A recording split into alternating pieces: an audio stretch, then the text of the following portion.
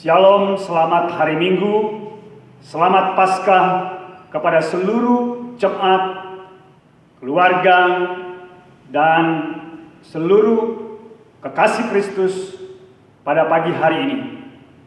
Sebelum kita mau mendengar kebenaran firman Tuhan, mari kita terlebih dahulu datang kepada Tuhan, meminta pertolongan Tuhan yang akan memberkati kita dalam mendengar, merenungkan kebenaran firman Tuhan pada saat pagi hari ini.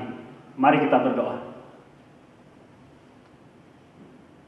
Allah Bapa yang kami kenal di dalam Yesus Kristus, yang telah mengaruniakan anakmu yang tunggal, Yesus Kristus Tuhan dan Juru Selamat. Ia sudah disalibkan untuk menggantikan dosa kami, untuk mengalahkan kutuk dosa dan kematian, dan membawa kami ke dalam kemenangan demi kemenangan. Dan pada hari ini kami sungguh bersuka cita oleh karena Yesus Kristus sudah bangkit dan mengalahkan kematian, mengalahkan seluruh kutuk dosa, dan mencurahkan berkat-berkat surgawi, yaitu berkat kerajaan-Mu dalam kehidupan kami. Bapa, hamba menyerahkan pemberitaan firman-Mu pada saat ini ke dalam tangan Tuhan. Tuhan yang akan memberkati, Tuhan yang memberikan ilham, memberikan kewahyuan-Mu kepada hamba-Mu, sehingga apa yang Tuhan maksudkan disampaikan dengan jelas, dengan penuh kuasa di dalam Yesus Kristus. Kami mengucap syukur dan siap mendengar firman Tuhan. Amin. Pada saat pagi hari ini, kita sungguh mengucap syukur. Di tanggal 12 di hari Minggu ini, kita masuk ke dalam satu peristiwa yang sangat penting bagi kehidupan gereja, yaitu memperingati Paskah. Ketika kita membicarakan Paskah dalam perjanjian lama diambil dari istilah Pesa, dilewati. Artinya, pintu keluarga orang Israel yang ada darah pada ambang atas dan pada kedua tiang menyebabkan Tuhan akan melewati pintu itu dan tidak membiarkan pemusnah masuk dalam rumah untuk menulahi anak sulung dan juga menulahi semua binatang yang ada di dalam keluarga itu, yaitu binatang yang sulung. Tulah ke-10 ini sebagai tulah terakhir dan membawa umat Israel pergi menyembah, menikmati kehidupan mereka dimerdekakan dari perbudakan.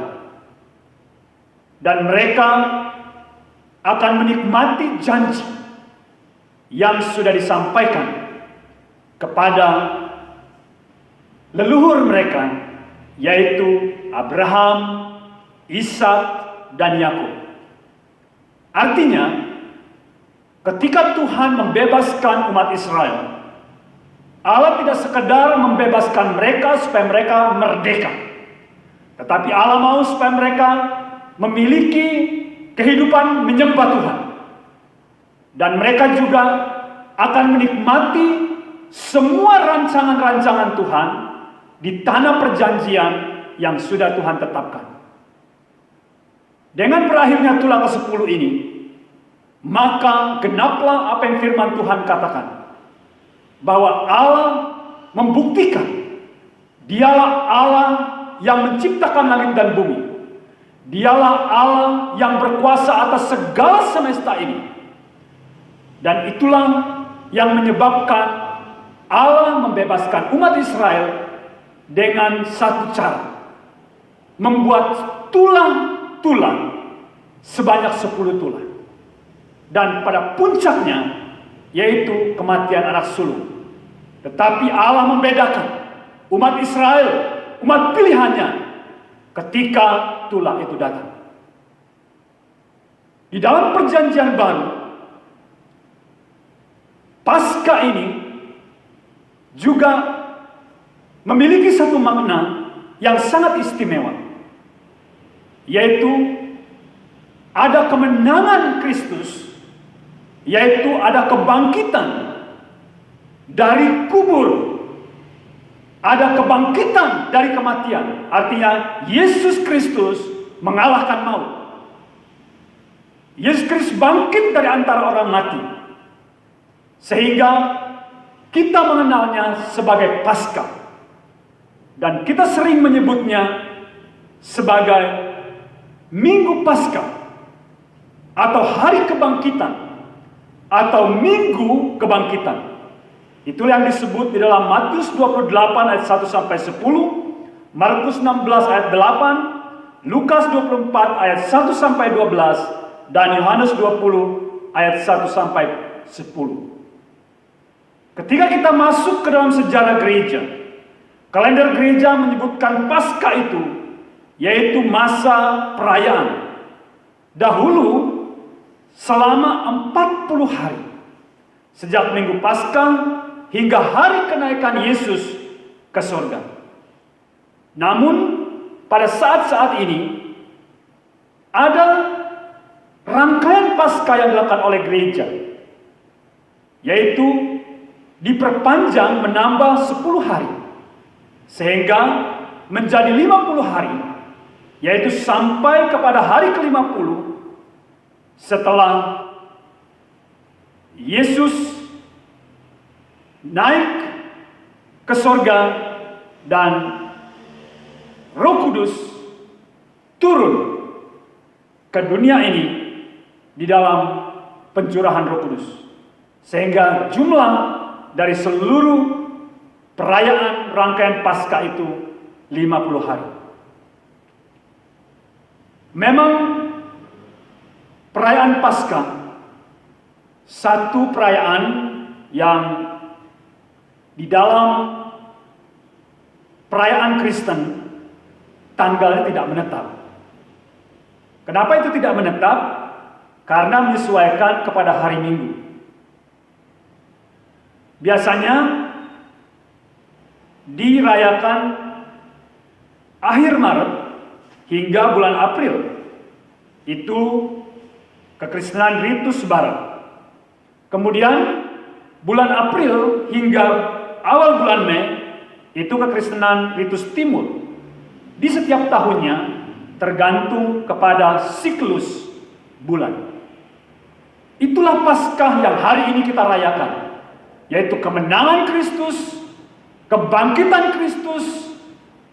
Kristus mengalahkan kematian, Kristus mengalahkan kutuk dosa, Kristus membawa kita kepada kemenangan demi kemenangan di dalam kehidupan kita. Dalam Paskah tahun ini, dalam momen yang sangat istimewa ini, di tahun 2020, Gereja Kemah Injil Indonesia mengangkat tema Paskah tahun ini, Aku adalah yang awal dan yang akhir dan yang hidup. Itu diambil dari kitab Wahyu pasal yang ke-1 ayat yang ke-17. Mari saya mengajak kita untuk membacanya. Ketika aku melihat dia, tersungkurlah aku di depan kakinya, sama seperti orang mati, tetapi ia meletakkan tangan kanannya di atasku, lalu berkata, jangan takut, aku adalah yang awal dan yang akhir, dan yang hidup. Aku telah mati, namun lihat, aku hidup sampai selama-lamanya, dan aku memegang segala kunci maut dan kerajaan maut. Dengan subtema, melalui perayaan Paskah, umat Tuhan memberitakan Yesus pemberi hidup dan pemberi pengharapan. ketika kita membicarakan tema ini, ada dua hal pokok yang akan kita bicarakan. Yang pertama, itu membicarakan tentang sebuah doktrin Kristen yang sangat kompleks dan juga harus dipahami dengan benar. Ini seperti sebuah puzzle. Artinya, kalau ada satu bagian yang hilang, itu akan bisa memberikan pengertian yang tidak jelas, bahkan akan membingungkan. Hal yang pertama, Yesus adalah yang awal dan yang akhir. Di ayat yang ke-17. Ketika aku melihat dia, tersungkurlah aku di depan kakinya, sama seperti orang yang mati, tetapi ia meletakkan tangan kanannya di atasku, lalu berkata, jangan takut, aku adalah yang awal dan yang akhir. Dan inilah bagian yang menyatakan bahwa Yesus adalah yang awal dan yang akhir. Ketika kita membaca ada pernyataan dikatakan di dalam bagian ini, aku, kata aku ini jelas satu pribadi yang sudah menjelaskan identitasnya.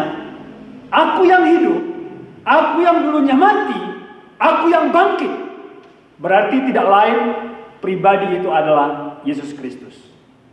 Sehingga bagian pertama yang akan kita lihat adalah Yesus Kristus, ia adalah pribadi yang menyatakan bahwa ia yang awal dan yang akhir. Ketika kita membicarakan yang awal, ini adalah istilah yang biasa kita kenal dengan alfa. Dan yang akhir, istilah yang kita biasa kenal omega. Sehingga terbiasa kita menyebut alfa dan omega. Ketika kita memperhatikan alfa dan omega, ini adalah huruf dalam bahasa Yunani. Alfa adalah huruf pertama dan omega adalah huruf terakhir. Istilah alfa dan omega ini juga ditulis dalam beberapa bagian nats dalam kitab Wahyu. Kalau kita melihat di sana ada di dalam Wahyu 1 ayat yang ke-8, kemudian Wahyu 21 ayat yang ke-6, dan Wahyu 22 ayat yang ke-13. Dan tidak kalah menarik, istilah ini juga muncul di dalam Perjanjian Lama. Dari kitab Yesaya pasal 44 ayat yang ke-6, 48 ayat yang ke-12. Ketika kita berbicara tentang alfa dan omega, ada dua pengertian yang sangat penting yang menjadi dasar pegangan kita sebagai orang-orang yang percaya kepada Kristus.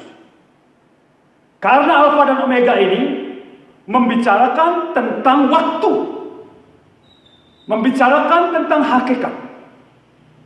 Berbicara tentang waktu, alfa dan omega menjelaskan bahwa Yesus Kristus, ia adalah Allah yang juga menciptakan langit dan bumi. Ia tidak berada di dalam waktu, karena ia berada di luar waktu. Artinya, waktu yang disebut dalam istilah kronos, tahun, bulan, hari, bahkan sampai kepada yang paling kecil, yaitu detik, menit, Allah kita tidak bergantung di sana. Pengertian yang kedua, ini membicarakan tentang Yesus Kristus. Ia adalah keberadaannya di luar ruang. Artinya dia tidak terikat dengan sebuah tempat. Artinya ia berada di mana-mana. Dan ia hidup tidak tergantung dengan sebuah tempat. Artinya Yesus adalah Allah yang Maha Hadir. Ketika kita membicarakan hal ini sesuatu yang sangat penting. Sekalipun Yesus Kristus itu adalah Alfa dan Omega, namun Alkitab memberikan pengertian kepada kita, Alfa dan Omega ini adalah Allah yang Maha Sempurna. Dia tidak terikat dengan ruang, dia tidak terikat dengan waktu. Dengan demikian, kata Alfa dari yang awal tidak ada sampai yang ada, dan sampai segala sesuatu yang ada tidak ada, dan keberadaan Allah itu tetap ada, dan keberadaan Allah itu tetap ada. Dari sudut waktu, ketika segala sesuatu dalam ruang waktu itu ada, Allah tetap ada sebelum ruang waktu itu ada. Itu sebabnya pengertian Alfa dan Omega ini memang cukup sensitif, tetapi doktrin yang sangat penting untuk kita pahami. Hal yang menarik ketika kita membicarakan Alfa dan Omega, biasanya ketika Allah pencipta dan langit, menciptakan langit dan bumi, atau yang kita sebut sebagai Allah pencipta, ketika dia muncul dalam pernyataannya untuk menciptakan, ia mengambil nama Elohim. Tetapi menarik, ketika kita membaca di dalam kitab Yesaya pasal 44 dan Yesaya pasal 48, ketika Tuhan membicarakan bahwa ia menjadikan Yakub, ia menjadikan bangsa Israel, ia menciptakan mereka sejak awal.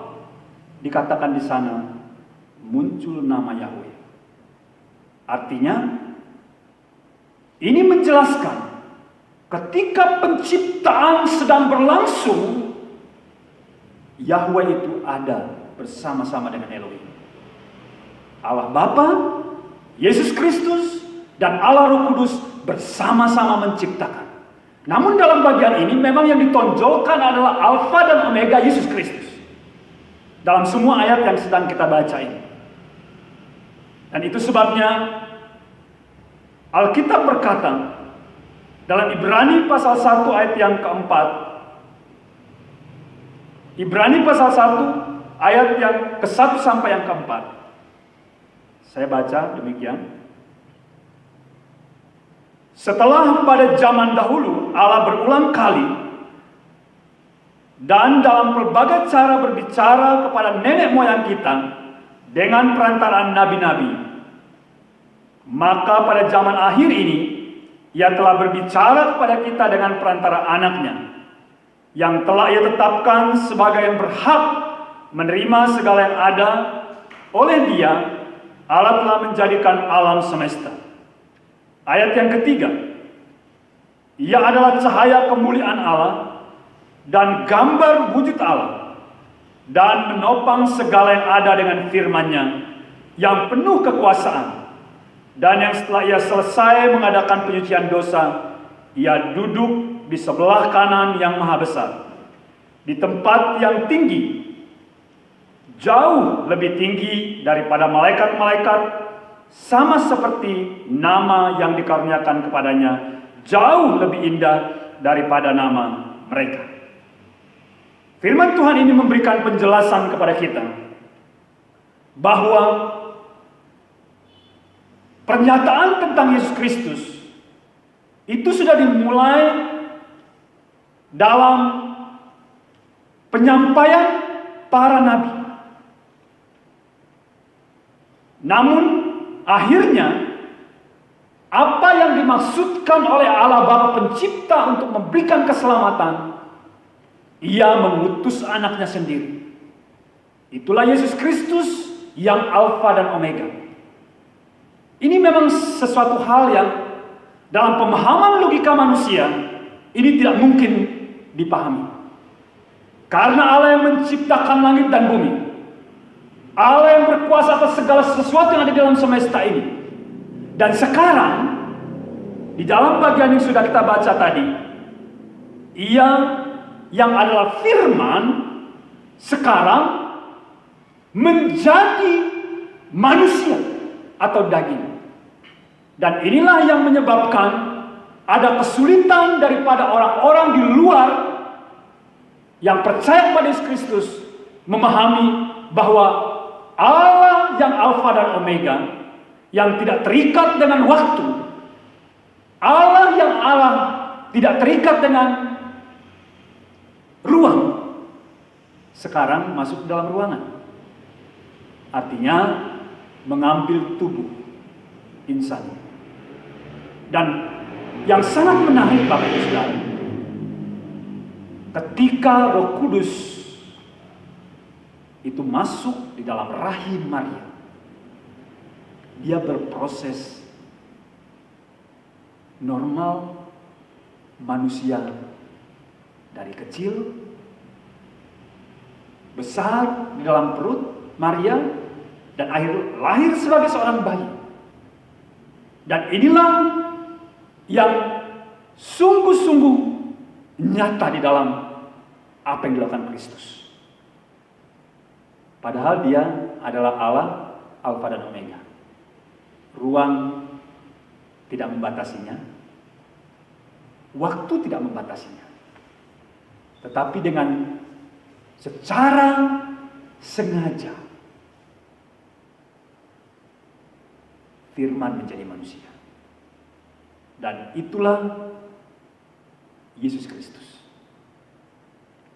Allah, Alfa dan Omega, yang transenden, yang jauh, yang mulia, yang besar, yang tidak terjangkau oleh pikiran manusia, oleh kehidupan manusia, sekarang dia datang ke dalam dunia menjadi seorang manusia.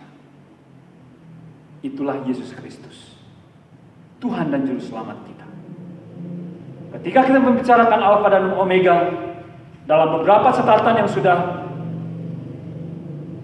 kita lihat tadi di dalam Wahyu pasal 1 ayat yang ke-8, Wahyu 21 ayat yang ke-6, Wahyu 22 ayat yang ke-13, Yesaya 44 ayat 6, Yesaya pasal 48 ayat yang ke-12. Di sana menjelaskan bahwa walaupun Yesus Kristus dengan secara sengaja, sesuai dengan ketaatannya, mengosongkan dirinya, masuk ke dalam rahim dan menjadi manusia, dan selama ia hidup di bumi ini, sebelum tahun yang ke-30, dia melakukan pelayanannya. Dia layaknya seorang manusia biasa. Layaknya seorang manusia biasa.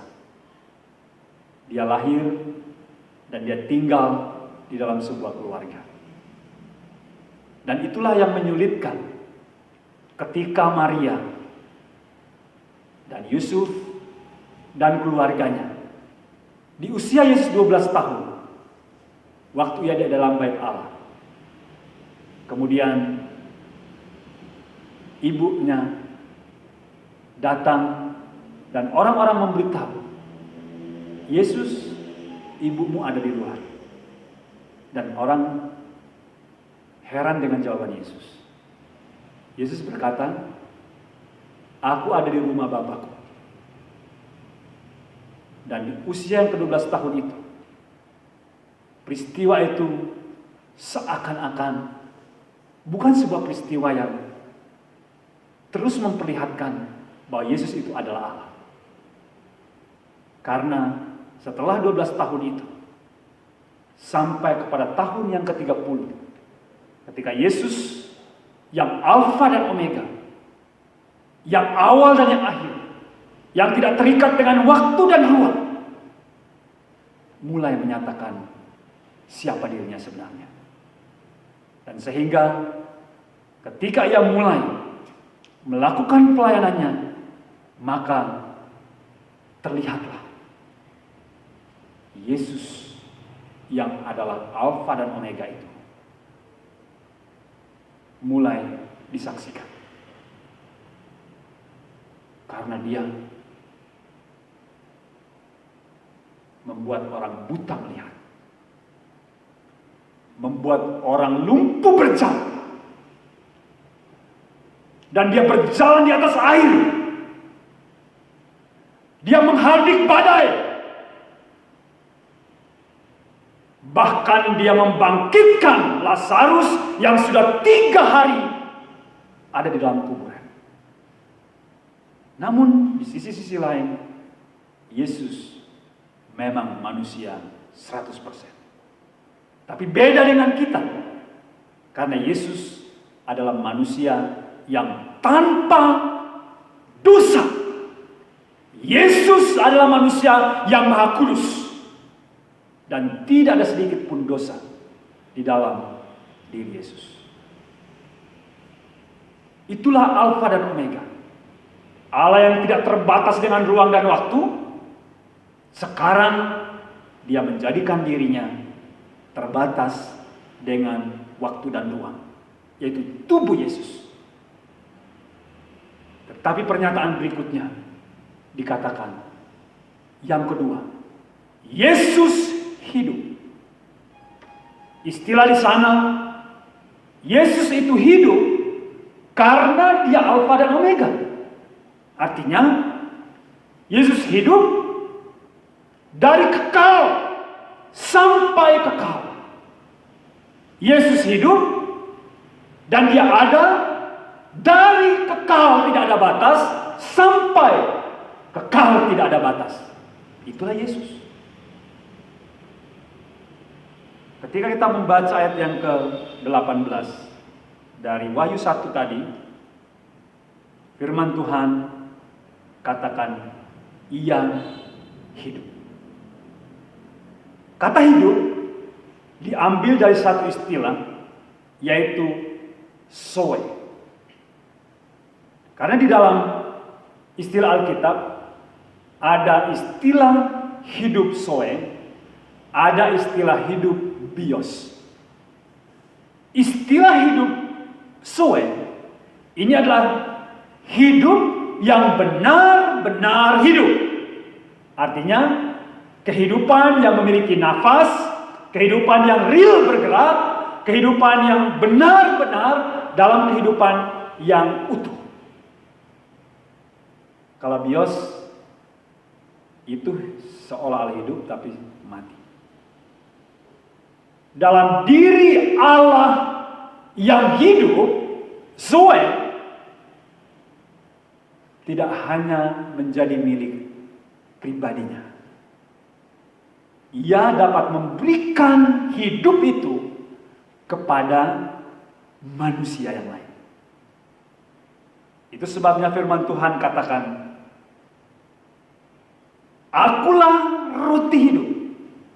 Yohanes 6 ayat yang 35. Kemudian dikatakan juga bahwa akulah terang dunia. Yohanes 8 ayat yang ke-12. Akulah pintu. Yohanes 10 ayat yang ke-9. Akulah gembala yang baik. Yohanes 10 ayat 11 dan 14. Akulah kebangkitan dan hidup. Yohanes 11 ayat yang ke-25. Akulah jalan, kebenaran dan hidup. Yohanes 14 ayat yang ke-6. Akulah pokok anggur yang benar. Yohanes 15 ayat 1 dan 5. Yang percaya dalam dirinya, artinya semua orang yang percaya pada Kristus, mereka akan mendapatkan zoe. Mereka akan mendapatkan hidup yang kekal. Itulah hidup Yesus yang ditaruh kembali, yaitu hidup yang pada awal mulanya ketika manusia di dalam Taman Eden, waktu Tuhan menciptakan manusia dan diberikan hidup ke dalam tanah yang dibuat itu. Sehingga gambar dan peta teladan Allah menjadi bagian manusia. Ketika manusia jatuh dalam dosa, semua itu hilang dari diri manusia. Itu sebabnya firman Tuhan katakan, semua manusia kehilangan kemuliaan Allah. Hidup Zoe ini diterima dengan anugerah. Diterima dengan cuma-cuma. Itulah yang disebut sebagai pemberian gratis dari Tuhan. Dalam Efesus 2 ayat yang ke-8 ayat 9 sampai 9, itu diterima dengan iman dalam Yesus Kristus, dengan percaya dalam hati, mengaku dengan mulut, seperti yang dinyatakan oleh kitab Roma pasal 10 ayat 9 dan 10. Yesus Kristus hidup, Dia yang maha kekal, dan Dia memberi hidupnya kepada kita. Itulah sebabnya kita sungguh bersyukur kepada Tuhan. Melalui Paskah tahun ini, Gereja Kemah Injil memilih satu subtema. Melalui perayaan Paskah umat Tuhan, anak-anak kerajaan Allah, yaitu orang-orang GKII atau orang Kemah Injil, memberitakan Yesus hidup dan memberitakan Yesus ada pengharapan. Saya yakin itulah yang kita tahu. Itulah yang kita rindukan. Dan kita sedang lakukan. Dengan bersaksi, barang siapa percaya dan menerima Yesus, pasti selamat masuk surga. Itu memang benar. Ketika saya merenungkan bagian pernyataan subtema ini, saya merenungkan sesuatu hal yang sedang terjadi di dalam kehidupan anak-anak Tuhan dan gereja Tuhan, termasuk gereja kita. Kenapa hari-hari ini kesaksian orang-orang yang percaya pada Yesus Kristus seakan-akan tidak efektif?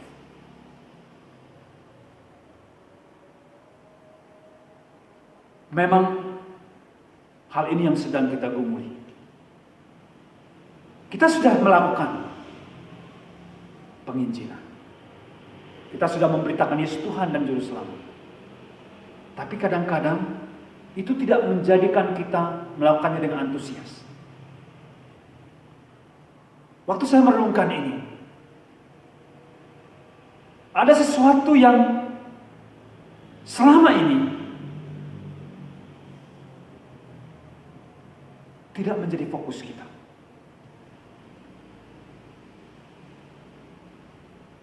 Kita seakan-akan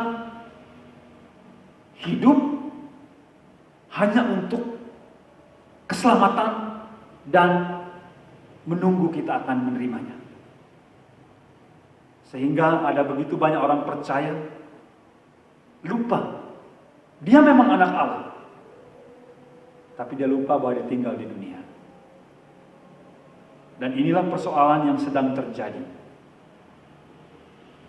Gereja sudah tidak mengutamakan pengajaran yang menjelaskan bahwa kita orang-orang percaya, kita sebagai anak-anak Allah, kita adalah warga kerajaan.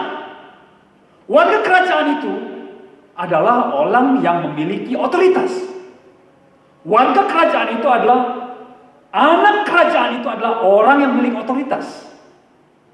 Otoritas rohani, itulah yang membuat dia akan memiliki kehidupan yang betul-betul dinikmati dan efektif.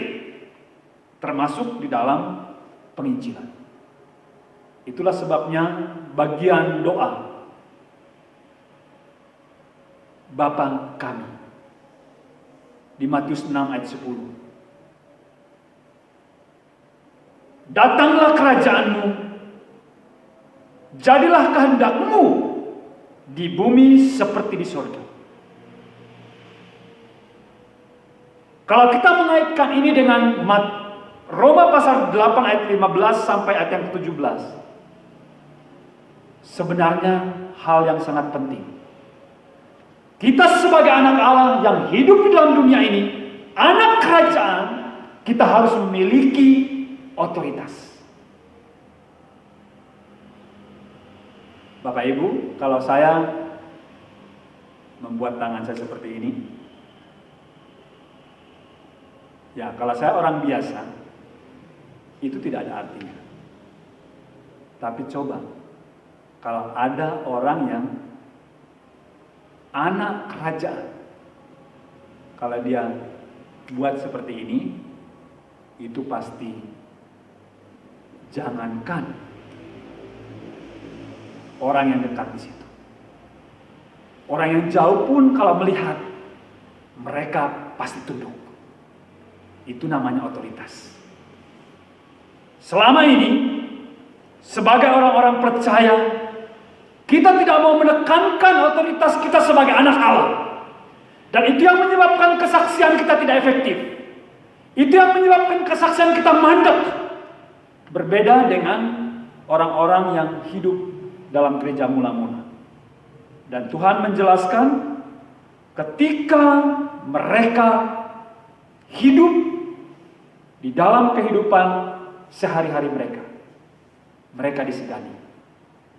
Itu artinya, sebagai anak-anak Allah, kita juga harus memperjuangkan otoritas kita sebagai anak kerajaan.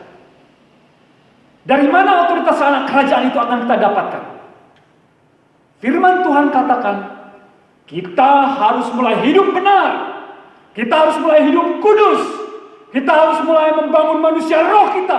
Kita harus mulai membangun kehidupan kita dalam firman. Ketika kita membangun kehidupan yang benar, kehidupan yang kudus, kehidupan yang berotoritas, itu pasti akan terjadi. Dan inilah yang akan membawa anak-anak Tuhan bersaksi lebih efektif.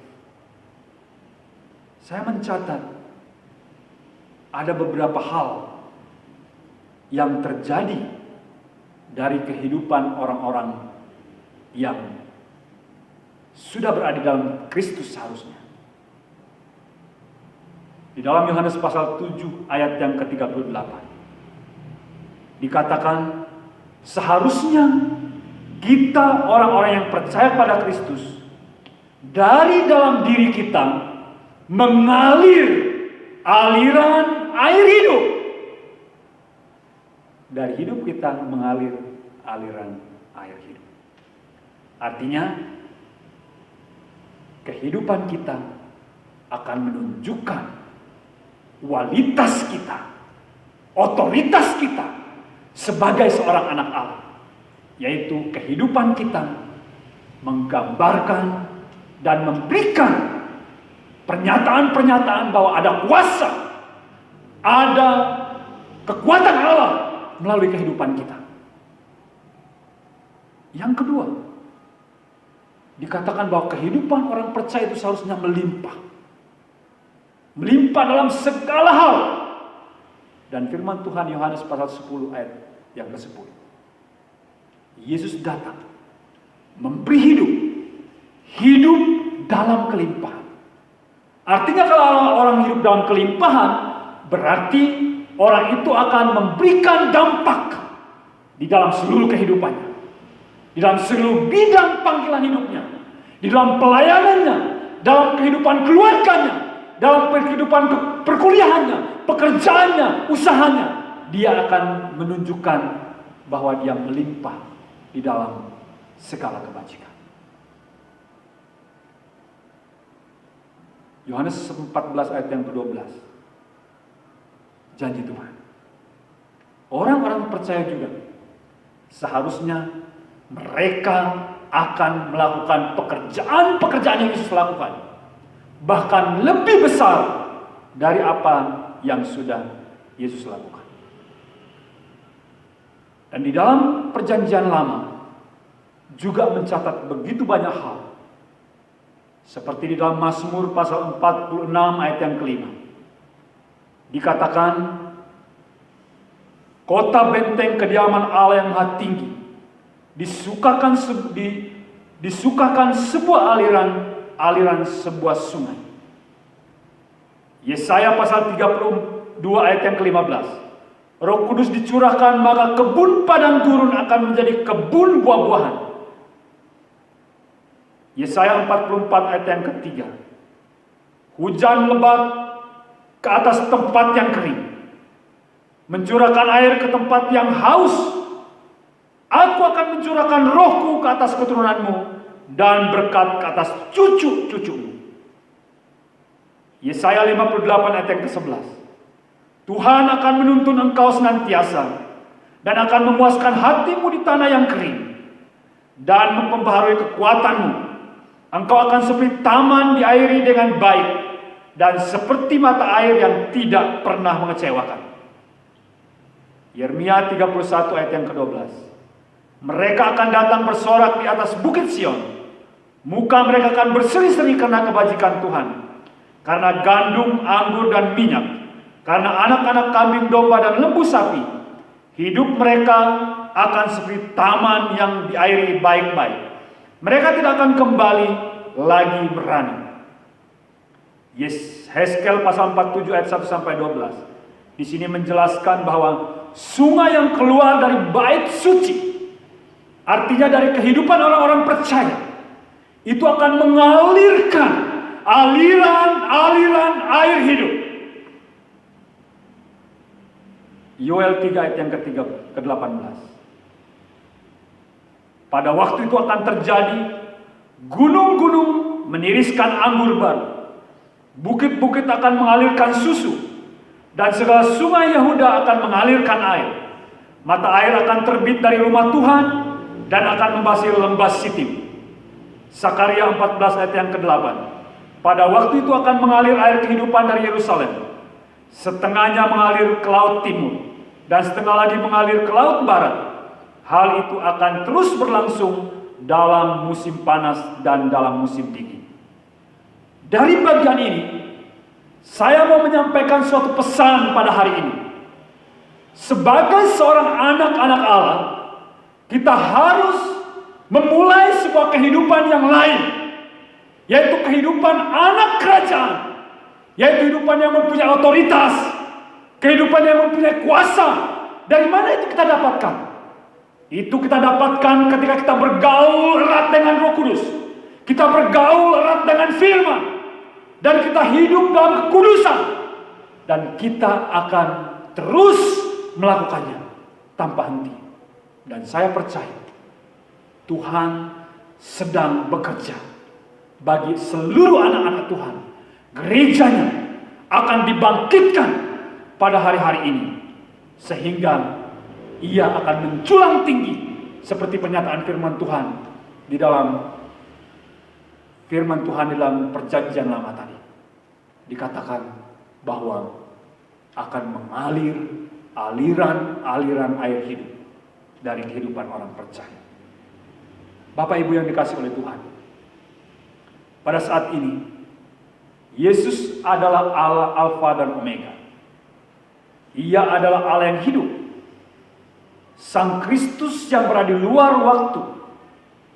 Ia adalah Allah yang maha besar, Allah yang maha tinggi, Allah yang tidak terselami oleh pikiran kita, Allah yang transenden, Allah yang begitu mulia dan agung. Tetapi dia juga di dalam Yesus Kristus, dia menjadi Allah yang imanen, Allah yang datang kepada kita. Dan itulah yang kita rayakan hari ini, yaitu Allah yang mati bagi kita, Allah yang mati menggantikan kita, Allah yang mengganti menebus kita, Allah yang merelakan dirinya segala kutuk dosa, segala kutuk kematian ditimpakan dalam diri Yesus ketika Ia ada di atas kayu salib. Dan itu semua dilakukan untuk kita. Bapak Ibu yang dikasihi oleh Tuhan, apakah yang tidak diberikan lagi oleh Allah kepada kita? Yesus saja, anaknya satu-satunya, diberikan kepada saya dan diberikan kepada ibu bapak yang dikasihi oleh Tuhan. Apalagi hal-hal yang kita butuhkan dalam kehidupan kita. Yesus sudah bangkit dari kematian, menang atas kutuk dosa, menang atas kematian, memberikan kemenangan itu menjadi bagian saya dan bagian Bapak Ibu Saudara. Hari ini saya berdoa di dalam nama Yesus, Kristus Tuhan yang sudah bangkit, yang mengalahkan maut, yang mengalahkan kematian, itu akan menjadi bagian kami. Kami menang di dalam Yesus Kristus. Amin. Allah sedang mempercayakan saya dan Bapak Ibu Saudara untuk menuntaskan agendanya di bumi ini. Kalau kita hanya hidup